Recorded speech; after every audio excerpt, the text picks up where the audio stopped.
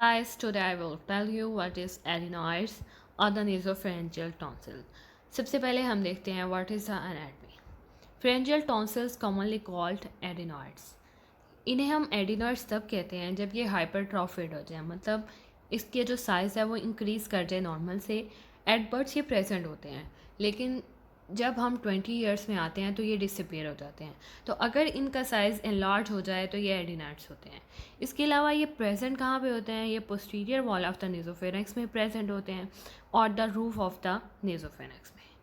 Now there are 3 coverings epithelium. First is a ciliated pseudostratified columnar, second one is a stratified squamous, and the third one is a transitional. Now, adenoids are vertically ridges of the lymphoid tissues. These are the vertical ridges of lymphoid tissues and they are separated by the deep clefts. Now, what is the difference between palatine tonsil and the nasopharyngeal tonsil?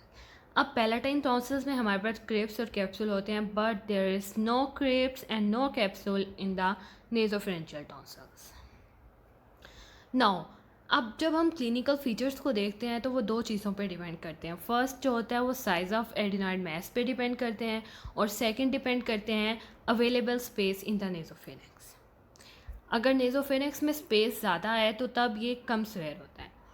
फिर हम इसे 3 types में इसके clinical features को divide करते हैं। First जो है वो है हमारे पास nasal symptoms, second one is the oral symptoms and the third one is the dental symptoms. So let's see the nasal symptoms. सबसे पहले क्या होता है कि नेजल ऑब्स्ट्रक्शन हो जाती है जब नेजोफरेंजियल टॉन्सिल्स का साइज़ इंक्रीज़ कर जाता है, तो ये ऑब्स्ट्रक्ट कर देता है नेजल पैसेज को और माउथ ब्रीदिंग स्टार्ट हो जाती है।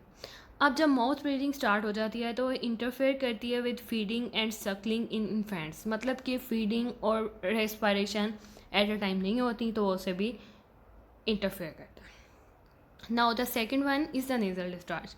अब नॉर्मल नेज़ल सिक्रीशंस जो बन रही हैं वो पीछे नेज़ोफेरेंक्स में ड्रेन हो रही हैं, लेकिन जब नेज़ल डिस्चार्ज इसलिए होता है कि जब कोएनल ऑब्स्ट्रक्शन हो जाती है, मतलब कोएनल एट्रेसिया हो गया, कोएनल ऑब्स्ट्रक्शन हो गई, फिर नेज़ल सिक्रीशंस यहाँ से पीछे नहीं जा रही हैं और फिर नेज़ल डिस्चार्ज स्टार्ट हो जाता है और this show the wet bubbly nose in the children's.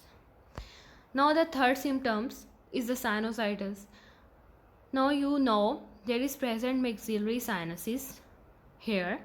अगर इनमें परसिस्टेंट नेज़ल डिस्चार्ज रहे और परसिस्टेंट इन्फेक्शन रहे तो इनकी भी इन्फेक्शन हो जाती है, that lead toward the sinusitis, और ये भी एडिनाइड्स इससे भी इनलार्ज हो जाते हैं। Now the fourth type of the nasal is epistaxis. अगर एपिस्टेक्सिस हो गई है तो वो भी, मतलब अगर फ्रीक्वेंट नेज़ल ब्लीडिंग है तो वो भी टूवर्ड लीड करेगी एडिनाइड्स। उसके बाद इसका एक और साइन और सिम्टम्स ये है कि इसमें वॉइस चेंज हो जाती है। Now we see the oral symptoms. अब ऑरल सिम्टम्स में क्या होता है, यूस्टेशियन ट्यूब ब्लॉक हो जाती है। जब यूस्टेशियन ट्यूब ब्लॉक हो जाएगी नेज़ोफेरेंक्स में तो ये कंडक्टिव हेयरिंग लास्ट की तरफ ले जाएगी। फिर recurrent attack of the acute otitis media हो जाते हैं, फिर क्रोनिक सुपरेटिव ओटाइटिस मीडिया हो जाता है और ओटाइटिक मीडिया विद अफियर। ये 4 हमारे पास ओरल सिम्टम्स हैं एडिनॉइड्स के। Now we see general symptoms. These are most important when a patient present. Now this is the adenoid facies. What is the mean by adenoid facies?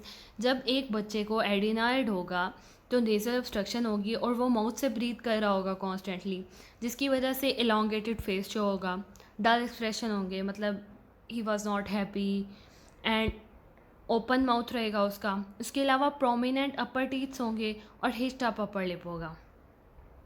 और इसके अलावा जब वो मुसलसल अपने मुंह से ब्रीथ कर रहा है तो उसमें पल्मोनरी हाइपरटेंशन हो जाएगी और कॉर पल्मोनल हो जाएगा।